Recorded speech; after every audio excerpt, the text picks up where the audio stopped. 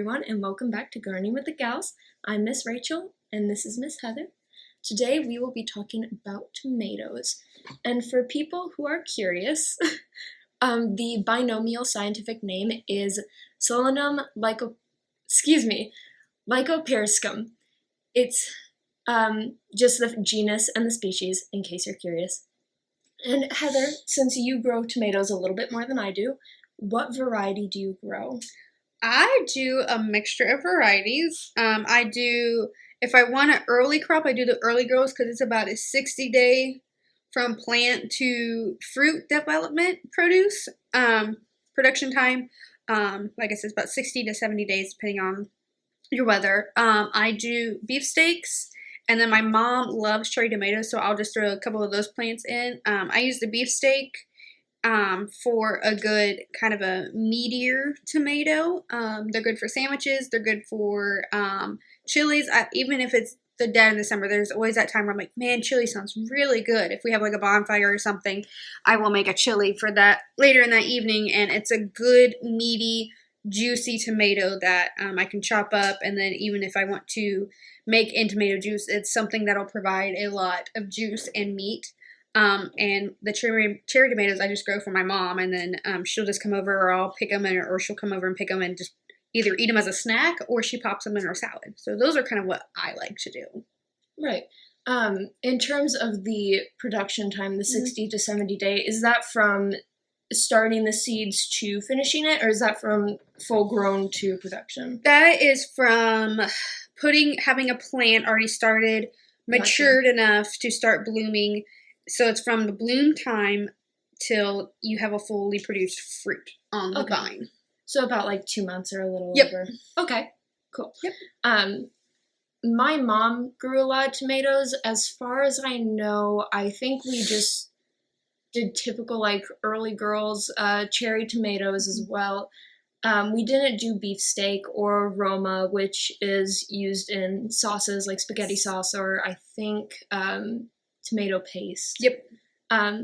So I don't really have a whole lot of experience with tomatoes. There are a ton of different kinds. Yes. Like, we've mentioned there's the beefsteak, the Roma, early girls, cherries. There's also Tigerella. There's I think one called like a black lily or something. There's just a lot. So, you just kind of depends on what you want them for. Yep. In terms of growing conditions, they are full sun plants. They need at least 6 hours of sunlight a day. Yes. They prefer loamy soil that's acidic or slightly acidic to neutral. And, there are different things you can do to test soil acidity. I think they have strips that you can just put in the ground. Yep. That's one.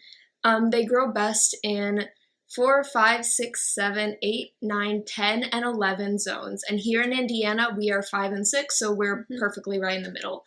I'm not sure if Indiana can only grow certain breeds of tomatoes. I think it's kind of an all-encompassing of breeds. I've never seen somebody not be able to grow a certain type, per se. Okay. So we kind of keep it basic around here, but I know a lot of people like to get those rare and exotic kind of ones too, like the there's like a purple tomato people like to grow. Right. So I've never seen one that Indiana soil couldn't grow. We used to a few years ago, we had a couple farmers towards Henry County that actually would grow tomatoes for red gold, so you'd have just a field of tomatoes. Okay, cool. Interesting. So, little Indiana history there. In terms of something else I'd like to cover is health benefits of tomatoes, because they are high in vitamin C and other antioxidants. There's beta carotene, and then they're high in potassium, and they also support so all this stuff supports skin health, eye health, digestion. And I read that they're also high in fiber, so tomatoes are recommended for people with diabetes because they, require high fiber diets. I did not grab the specific statistics, but I think it's like 2 grams of fiber per tomato, or cherry tomato, I think, something of the sort. And I think people need like women need 28 and men need 36 grams of fiber. I will say this, my family has a lot of kidney disease that runs in our family. You do, when you have that does have a lot of potassium in there, you really need to watch how much you eat. You can't just sit there and eat 12 at a time. Because you can only have so much potassium before having some issues in your blood count being a little off when you get tested when you're on dialysis or have kidney disease. So just be aware of that. That's one of the things they'll tell you for dieting. This is my random fact about kidney disease. So kind of be aware if you do have kidney disease or on dialysis with kidney disease, kind of limit how much tomatoes you can have. I'm not saying you can't have any, but just keep an eye on how much you eat. Right, and that kind of goes for everyone. Please don't gorge yourself on tomatoes. But yeah, something that's recommended is that if you increase your potassium, so bananas and tomatoes, you decrease your sodium, and that is actually really good for preventing heart diseases and blood. It helps with blood pressure. Another thing is with the antioxidants and also certain things like, I believe it's pronounced lycopene. Or lycopene, I'm not sure. I think. Thank you. I was thinking of pasta. Anyways, it also has shown that some of those nutritional properties in tomatoes can help prevent tumors from growing. Not necessarily like stop tumors, just prevent them from growing bigger. So, on the other hand, as Heather mentioned, there is a con. You need to be careful about how much you eat because of that potassium level. Tomatoes are also the fruit that is most known to have like chemicals, like GMO chemicals. So before you eat them, unless you grow them yourself, or if you do use GMOs, whichever, be very sure to wash them thoroughly before you eat them because you don't want to be ingesting those chemicals. Otherwise, you will have opposite effects of all these positive ones we've given you. Right. And a couple other things I thought about is when I worked at a greenhouse here at the local hardware store, a lot of people have problems with acid reflux or indigestion. And tomatoes are very acidic, along with a couple other vegetables we can talk about later on in our videos that we choose to.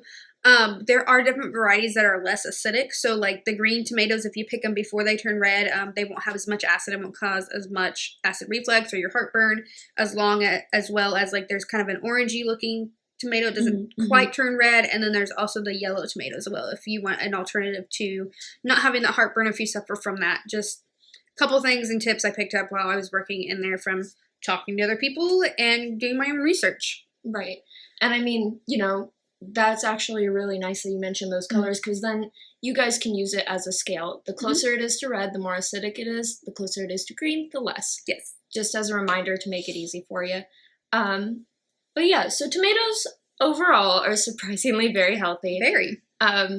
Still don't like them, but they're healthy.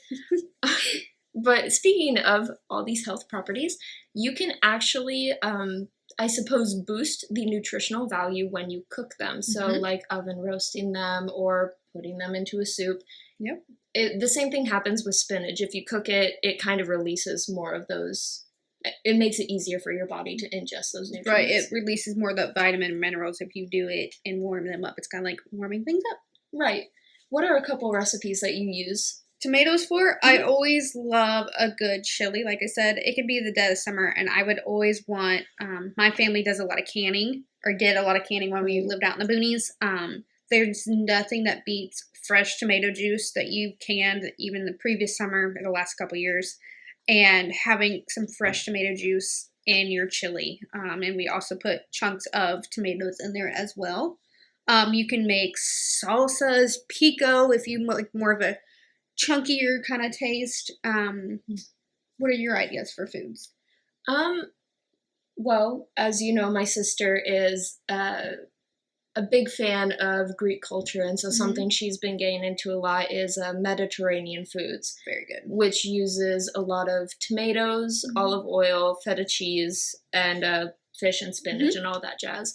So, typically what we'll end up doing, or one of the recipes I have found, is like garlic roasted tomatoes, and you use cherry tomatoes for it, so you can cut them in half or you can just do it whole, and you make like this olive oil and garlic mixture, and then you just kind of soak the tomatoes in it, and then you bake it in the oven, and it's kind of like just a little snack you can use. You can also put it in your salads. Okay. I have yet to try it, but it sounds delightful. Gotcha. So I will be eating that with my mom. My sister does not like tomatoes either.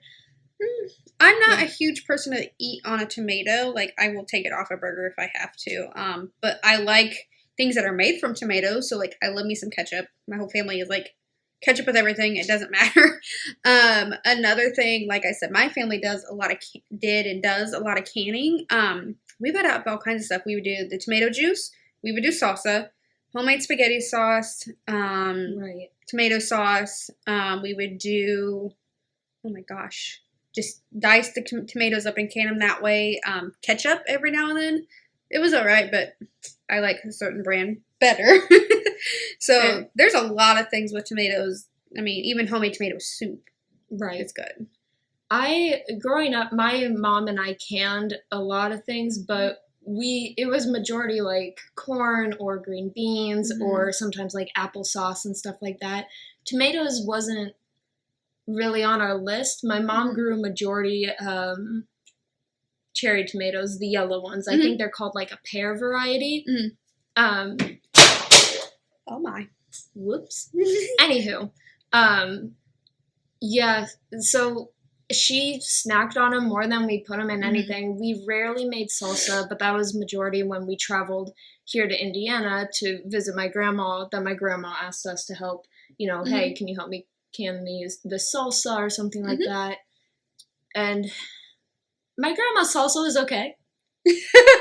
I know most people don't say my grandma's food is okay. Usually it's my grandma makes the best food. Sorry, Mama. It was okay. But, yeah, so tomatoes was never really high on the list. I think she maybe did it once or twice, my grandma, for chili. Mhm. But once again, that was just rare. Yeah. We just typically ate them like strawberries, just real quick. But yeah, tomatoes is something that I find really hard to cook with. Like I said, my sister and I don't really like them.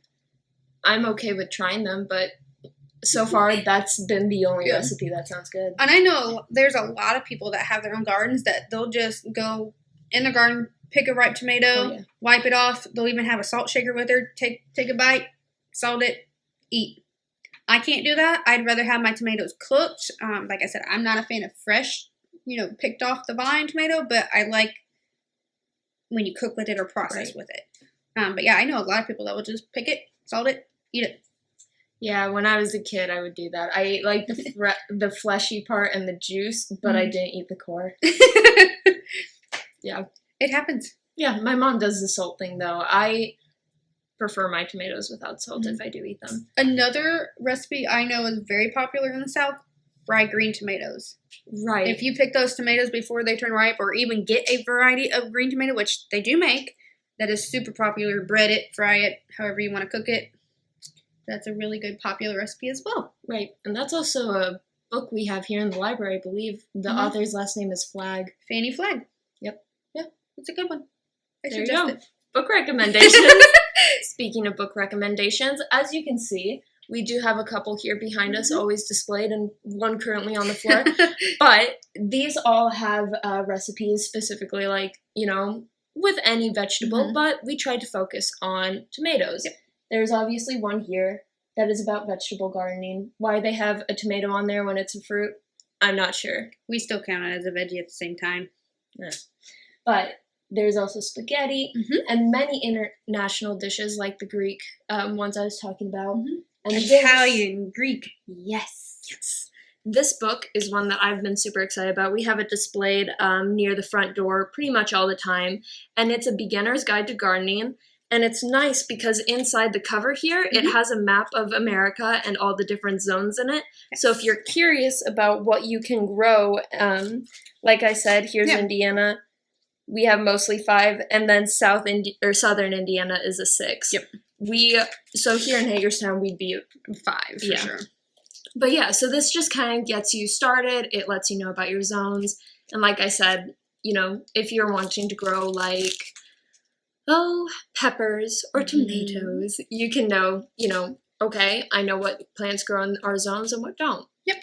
because there are some that sadly won't work well here. Yeah. Like blueberries are really hard to grow here, things like that. Mhm. So, if you are curious and you would like any gardening book recommendations, we have a list that if you guys want to come in, we are more than happy to show you to the area. We have a display right next to the front door that hopefully will have something that catches your eye. And yeah, It's pretty exciting. very exciting. Tomatoes are good stuff. That's up for debate, but for Like now, I said, will I do. like a good cooked tomato, but not a fresh one out the vine. If you guys have any wonderful recipes that you personally make or that has always been in your family, feel free to share them in the comments. Maybe one of the other viewers will get an idea. Absolutely. In that case, I think that's all we have about tomatoes. Yes, ma'am. We will see you guys next time. Bye, guys.